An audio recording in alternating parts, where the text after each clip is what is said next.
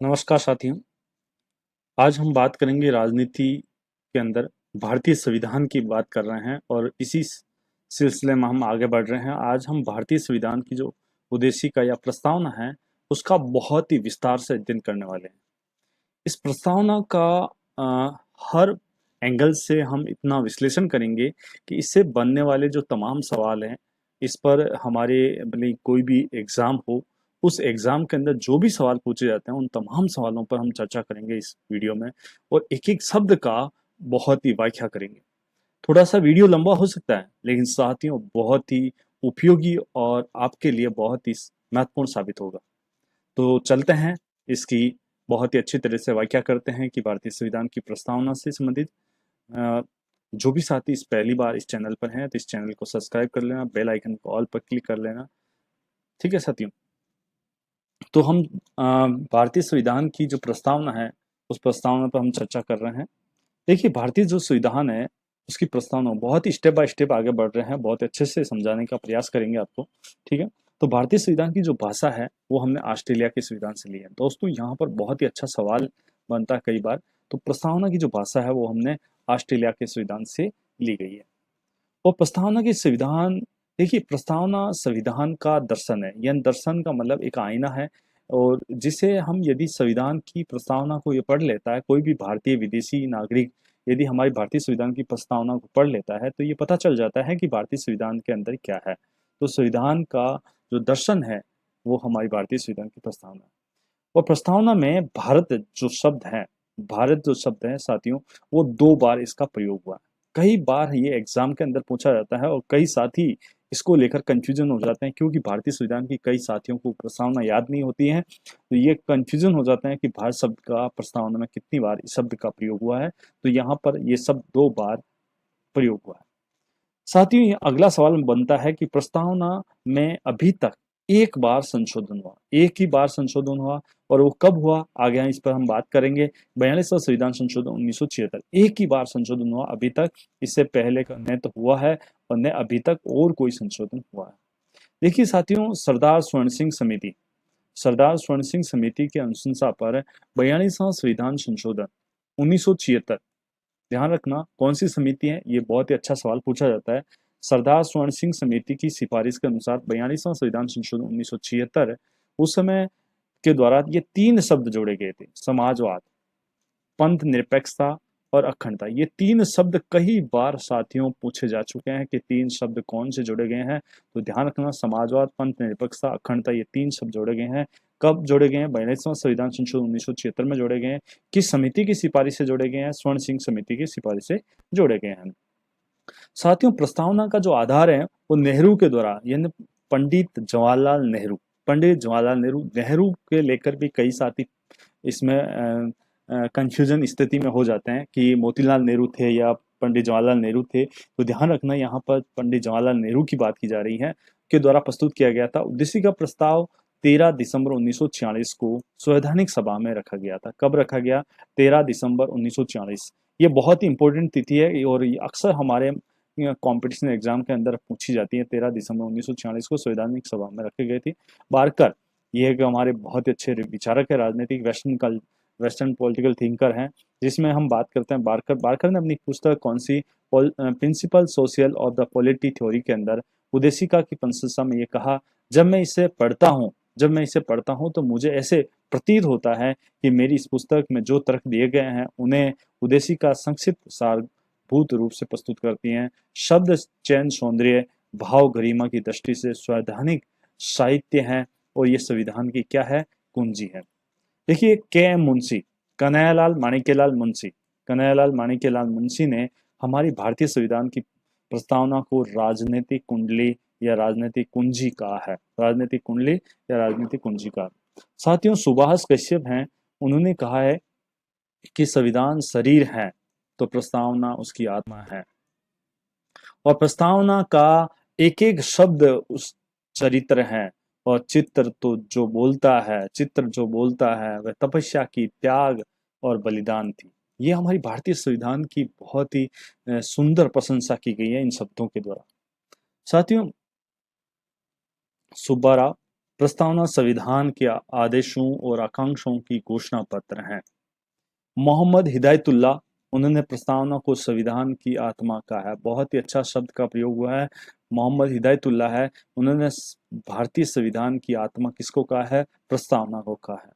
ए के पालेकी वाला, इसने प्रस्तावना संविधान का परिचय पत्र है। बहुत ही अच्छा सवाल दिया है। ठीक है साथियों, इसी प्रकार से जे आर स्विच ने डेमोक्रेसी इन केलोरोमेंट ऑन पॉलिटिक्स में लिखकर 4 तत्व स्पष्ट होते हैं। ठीक है, साथ ही यहाँ पर हमारी भारतीय संविधान की प्रस्तावना है, उससे यह पता चलता है कि जो सत्ता का जो स्रोत है वो भारत की जनता है। सत्ता का जो स्रोत है, इस प्रस्तावना से ये पता चलता है कि भारत की संविधान का जो सत्ता का जो स्रोत है जो है वो कौन है? जनता है। और शासन का जो प्रकार है उससे ये पता चलता है कि यहाँ लोकतंत्रात्मक गणराज्य है, क्योंकि हम भारतीय संविधान को पढ़ते हैं कि भारत के लोग भारत को संपूर्ण प्रभुत्व संपन्न समाजवादी पंथ निरपेक्ष लोकतंत्र गणराज्य बनाने के लिए, तो उसमें देखिए हम भारत के लोग, तो इसका मतलब जनता, सत्ता का स्रोत यहाँ जनता प्रतीत होती है। और शासन का प्रकार हमारा लोकतंत्र शासन है और लोकतंत्र में हमारा गणराज्य। हम एक एक शब्दों की व्याख्या आगे करेंगे बहुत ही विस्तार से। ठीक है, और शासन प्रणाली के लक्ष्य की बात करते हैं तो हमारा सामाजिक और आर्थिक न्याय की स्वीकृति की गई है। आर्थिक और सामाजिक न्याय, यानी 3 प्रकार के न्याय की बात की गई है। कई अखबार अक्सर हमारी भारतीय संविधान की प्रस्तावना में के लिए ये सवाल पूछा जाता है कि भारतीय संविधान की प्रस्तावना कितने प्रकार की न्याय की बात की गई है? तो 3 प्रकार के न्याय की बात की गई है। सामाजिक, आर्थिक और न्याय की स्वीकृति की गई है, इनका क्रियान्वयन की गया है।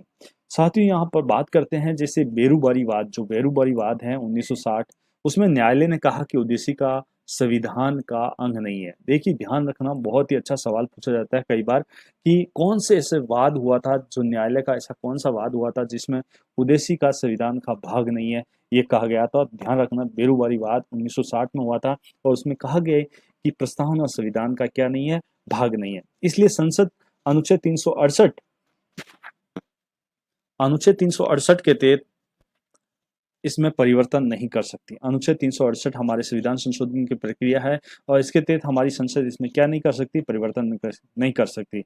और प्रस्तावना संविधान के निर्माताओं ने आशय को स्पष्ट करने वाला भाग बताया।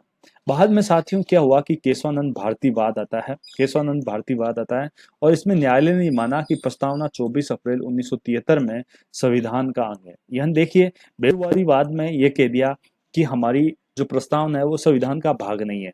लेकिन केशवानंद जो भारती वाला वाद आता है और उसमें कहते हैं कि प्रस्तावना संविधान का अंग है। ये बहुत ही, क्योंकि आपको पता है कि हमारी संविधान की सर्वोच्च व्याख्या करने का जो अधिकार है वो हमारी न्यायपालिका को दे रखा है। इसी वजह से हमारी न्यायपालिका ने ये केशवानंद वाद के अंदर जो 24 अप्रैल 1973 को आता है और उसमें ये कहा जाता है कि संविधान का अंग है और संसद संविधान के अनुच्छेद 368 के अनुसार इसमें परिवर्तन कर सकती हैं। अब देखिए यहाँ पर तो कहा गया था कि अनुच्छेद 368 के अनुसार परिवर्तन नहीं कर सकती, लेकिन केशवानंद भारती वाले वाद में ये कहा गया कि संसद संविधान के अनुच्छेद 368 के अनुसार इसमें परिवर्तन कर सकती, लेकिन बिना मौलिक ढांचे को नष्ट किए बगैर। यह बहुत इंपॉर्टेंट बात की है।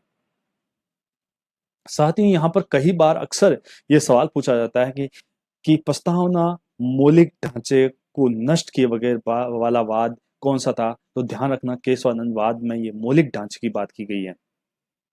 उसके बाद साथियों देखिए गोलकनाथ वाद आता है और उसमें कहा जाता है कि प्रस्तावना को न्यायालय ने माना कि 1967 में प्रस्तावना न्यायालय के द्वारा परिवर्तनीय नहीं माना है क्योंकि ये न्याय के योग्य नहीं है। ये कौन के वाद में कही है? गोलकनाथ वाद के अंदर कही गई है।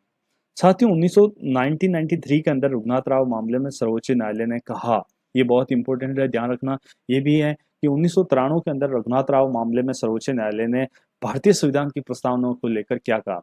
देखिए यहाँ पर बताया है कि प्रस्तावना शक्ति का स्रोत नहीं है। शक्ति का जो स्रोत है वो भारतीय संविधान की प्रस्तावना नहीं है। इसके बाद इसके द्वारा विधानमंडल में प्रतिबंध नहीं लगाए जा सकते हैं। विधानमंडल में प्रतिबंध नहीं लगाए जा सकते हैं। ये कौन से वाद में की बात की जा रही है? 1993 के अंदर रघुनाथ राव मामले में ये बात कही गई है। उसके बाद साथियों यहाँ पर बात कही है जहां संविधान की भाषा संदिग्ध होती हो, जहां संविधान की भाषा संदिग्ध होती है या दो अर्थों वाले उपबंधों को समझने के लिए उपयोगी होती है, ठीक है, इसके बारे में बात की गई। 1993 के रघुनाथ राव मामले में सर्वोच्च न्यायालय ने कहा कि प्रस्तावना शांति का स्रोत नहीं है, शक्ति का स्रोत नहीं है। ठीक है, ये हमने बात कर ली है। अब बात करते हैं, देखिए पूरी तरह से थोड़ी सी व्याख्या कर लेते हैं हम प्रस्तावना के मूल तत्व। हम भारत के लोग, जो शब्द हम भारत के लोग हैं, इसके बारे में बात करें। ये शब्द अमेरिका के संविधान से लिया गया। ये बहुत इंपॉर्टेंट सवाल है। देखिए हमने बात की थी कि हमारी जो भारतीय संविधान की जो भाषा है वो हमने ऑस्ट्रेलिया से ली है, लेकिन ये शब्द है ना जो हम भारत के लोग, ये शब्द हमने अमेरिका के संविधान से लिया गया है। कहाँ से लिया गया? बहुत ही अच्छा सवाल है कि हम भारत के लोग, जो ये शब्द है हमने अमेरिका की संविधान से लिए गए। इसका अर्थ है कि भारत में एक लोकप्रिय संप्रभुता जनता के हाथों में निहित होती है। हम भारत के लोग का अर्थ होता है कि भारत में लोकप्रिय संप्रभुता किसके हाथ में है? जनता के हाथों में निहित है। और इन्हीं शब्दों से ये पता चलता है कि जनता अपना अधिनियम, जनता ने ही अधिनियम किया है, यानी कानून बना सकती है। देखिए इसके पहले ब्रिटेन द्वारा पारित अधिनियमों द्वारा भारत का शासन संचालन होता था। इससे पहले ब्रिटेन के द्वारा पारित, ब्रिटेन की संसद द्वारा पारित जो अधिनियम होते थे उसी से हमारा भारत का शासन चलता था।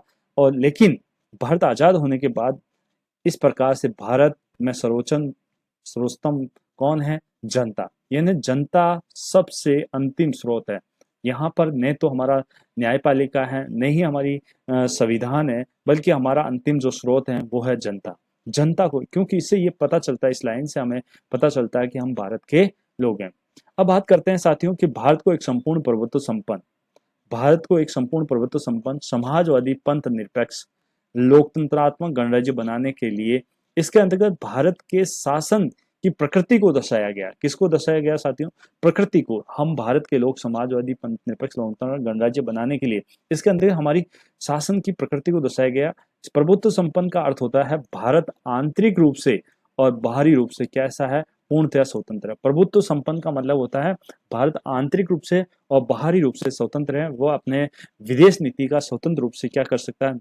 संचालन कर सकता है। यानी कहने का तात्पर्य अपनी गृह नीति, यानी अंदर जो भी निर्णय लेना होता है भारत के अंदर, और इसके अलावा विदेश नीति, दोनों, यानी किस देश के साथ हमारा समझौता करना है, किस देश के साथ हमारे रिलेशन बनाने हैं, संधि करनी है, तो वो हम दोनों तरफ से, यानी आंतरिक रूप से और बाहरी तरह से हम स्वतंत्र हैं। क्योंकि ये संप्रभुता का मतलब होता है, संप्रभुता दो प्रकार की होती है, इंटरनल और एक्सटर्नल होती है।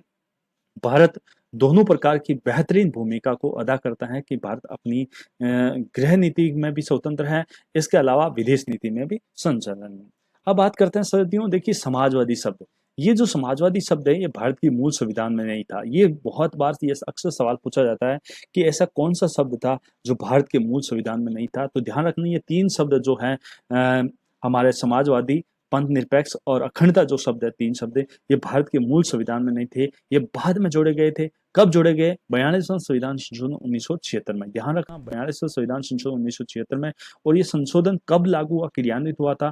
ध्यान रखना, 3 जनवरी 1977 में ये क्रियान्वित हुआ, यानी 3 जनवरी 1977 में अंत में ये स्थापित किया गया था। बहुत ही अच्छा सवाल है, ध्यान रखना, 3/1/1977 में इसको स्थापित किया गया था। कौन सा शब्द जोड़ा गया था? समाजवादी। क्योंकि समाजवादी भारत के मूल संविधान में शुरुआत में क्यों नहीं जोड़ा गया था?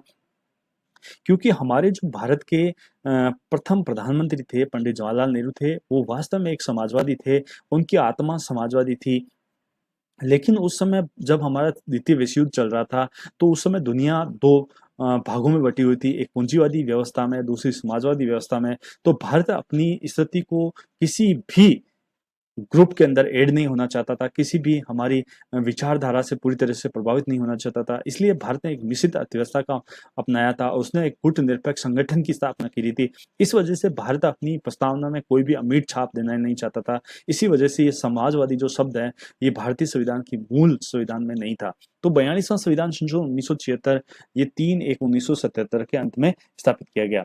नेहरू जी ने कहा है कि मैं समाजवाद का पक्षकार हूँ। देखिए नेहरू जी, जो पंडित जवाहरलाल नेहरू हैं, हमारे भारत के प्रथम प्रधानमंत्री, उन्होंने क्या कहा था कि मैं समाजवाद का पक्षकार हूं और आशा करता हूं कि भारत समाजवाद का पक्ष लेगा और भारत एक समाजवादी राज्य के गठन के लिए क्या कर उठाएगा? कदम उठाएगा। यानी उन्होंने अपनी कल्पना की थी कि आने वाले समय में भारत एक समाजवाद का पक्ष लेगा और भारत एक समाजवादी राज्य की क्या करेगा? गठन के लिए कदम उठाएगा। इसी प्रकार से साथियों यहाँ पर देखिए कृष्णा स्वामी अय्यर ये क्या कहते हैं? इस प्रकार संविधान देश की किसी विशिष्ट आर्थिक संरचना के साथ प्रतिबंधित नहीं करता है। उसके बाद साथियों 1955 में कांग्रेस के आवड़ी अधिवेशन में कांग्रेस का मद्रास के अंदर उद्देश्य समाजवादी ढांचे में समाजवाद को प्रांत करना था। कांग्रेस समाजवाद को प्रांत प्राप्त करना था। उसके बाद 2004 में पंजाब राज्यवाद में न्यायालय ने माना कि समाजवाद एक आधिकारिक लक्षण है। क्या है? आधिकारिक लक्षण है। समाजवाद का अर्थ होता है उत्पादन और वितरण और विनियमन के संसाधन सार्वजनिक स्वामित्व के हाथों में रहे। समाजवाद का मतलब होता है कि हमारे राज्य के महत्वपूर्ण जो उद्योग हैं और ये हमारी बाजार की जो नियंत्रण प्रणाली है वो सारी की सारी राज्य के नियंत्रण में रहे। आय और व्यय का विनियमन होने वाला जो भी संसाधन है वो सारे के सारे सार्वजनिक स्वामित्व के हाथों में रहे, न कि निजी हाथों में हो। इसे ही समाजवाद की स्थापना हो सकती है। साथियों, जिस प्रकार से हमने समाजवाद की बाद में शामिल किया गया था, उसी प्रकार से हमारे पंथ निरपेक्ष जो शब्द हैं, ये भी हमारे 42वां संविधान संशोधन 1976 में समाजवाद के साथ जोड़ा गया था।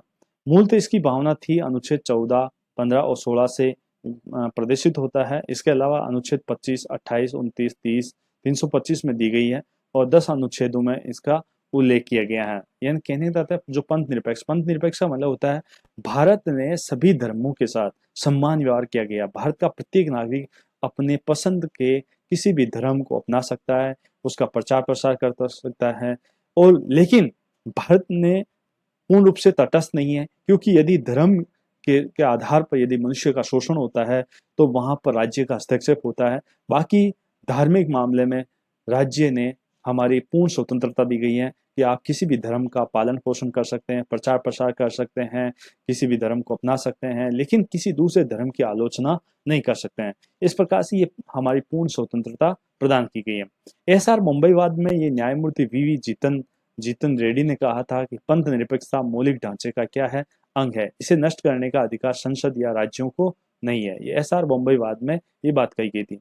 पंथ निरपेक्ष अर्थ होता है भारत पंथ के प्रति निरपेक्ष रहेगा। पंथ के प्रति या ना किसी भी धर्म को राज्य धर्म घोषित नहीं करेगा, सभी धर्मों का सम्मान रखेगा। इसका कोई अपना राष्ट्रीय धर्म नहीं होगा। देखिए, हमारे भारत का कोई भी राष्ट्रीय धर्म नहीं है, सभी धर्मों के साथ सम्मान व्यवहार किया जाता है और इसके लिए सभी धर्म क्या होंगे? समान होंगे। पंथ निरपेक्ष शब्द का ये समझ में आ गया होगा आपको कि पंथ निरपेक्ष शब्द का क्या अर्थ होता है।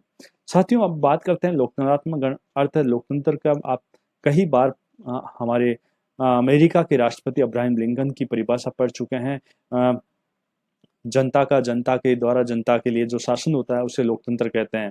तो सरकार का चयन जनता के द्वारा होगा, तो इसका मतलब है कि हमारे यहाँ पर लोकतांत्रिक शासन व्यवस्था है और हमारे यहाँ पर सार्वभौमिक व्यवस्थित मताधिकार अपनाया गया, जो संविधान के अनुच्छेद 326 में राजनीतिक दल बनाने वाले मौलिक अधिकार अनुच्छेद 19(1)(c) के अंदर है। क्योंकि हमारे भारत में सभी भारत के प्रत्येक नागरिक को सार्वभौमिक व्यवस्थित मताधिकार प्रदान किया गया। जिसकी भी उम्र 18 वर्ष हो जाती है उसको राजनीतिक अधिकार प्राप्त हो जाता है और यहाँ पर किसी भी प्रकार का कोई भी भेदभाव नहीं किया जाएगा। जाति, धर्म, लिंग, क्षेत्र, भाषा, किसी आधार पर कोई भेदभाव नहीं किया जाएगा। जिसकी उम्र 18 वर्ष हो जाती है वो भारत का नागरिक कहलाएगा और वो भारत में अपना राजनीतिक अधिकार का प्रयोग कर सकता है। साथियों, अब बात करते हैं साथियों गणराज्य का अर्थ। देखिए, जो गणराज्य शब्द है इसका मतलब होता है भारत का जो राष्ट्र है। ये हमारा फ्रांस से संबंधित है, फ्रांस से ये शब्द जो लिया गया है आपको बता देते हैं। ठीक है, तो भारत का राष्ट्र अध्यक्ष है वो पद वंशानुगत न होकर कैसा होता है? जनता के द्वारा निर्वाचित होता है। किसके द्वारा होता है? जनता के द्वारा निर्वाचित होता है। ध्यान रखना, बहुत ही अच्छा सवाल है कि गणराज्य में भारत का जो राष्ट्र अध्यक्ष है वो ऐसा नहीं है कि राष्ट्रपति का बेटा राष्ट्रपति बनेगा, ऐसा नहीं है, क्योंकि हमारे यहाँ वंशानुगत न होकर जनता के द्वारा निर्वाचित होता है अप्रत्यक्ष रूप से। इसलिए 26 जनवरी 1950 को भारत एक गणराज्य बना, क्योंकि हमारा भारत का संविधान लागू हुआ था 26 जनवरी 1950 को और उसी समय से हमारा भारत एक गणतंत्रात्मक राज्य बना था। अब बात करते हैं साथियों, देखिए सामाजिक और आर्थिक और राजनीतिक न्याय अनुच्छेद 38 के अंदर है। न्याय भारतीय संविधान का प्रथम मूल उद्देश्य है। इसके लिए उद्देश्य में के लिए पहला स्थान दिया गया, उद्देश्य में इसका पहला स्थान दिया गया। सामाजिक न्याय का संकीर्ण अर्थों में समाज के किसी भी तरह का भेदभाव नहीं होना चाहिए। सामाजिक न्याय का मतलब संकीर्ण अर्थों में बात करें तो सामाजिक आधार पर किसी भी प्रकार का कोई भेदभाव नहीं होना चाहिए और यही हमारे बात संविधान के अनुच्छेद 14 से 18 जो हमारे मौलिक अधिकार हैं उसमें इससे संबंधित हैं। लेकिन व्यापक अर्थ में आर्थिक राजनीतिक न्याय भी शामिल है, आर्थिक राजनीतिक न्याय भी शामिल किया गया है। साथ ही यहाँ पर अपन बात करते हैं गरीब या वंचित वर्ग के लिए भी राज्य से अधिक क्या करेगा, कार्य करेगा। ये तीन मूलतः तीन शब्द अनुच्छेद 38 में नीति निर्देशक तत्वों में इसका उल्लेख किया गया है। कौन से? हमारे गरीब वंचित वर्ग के लिए, ठीक है।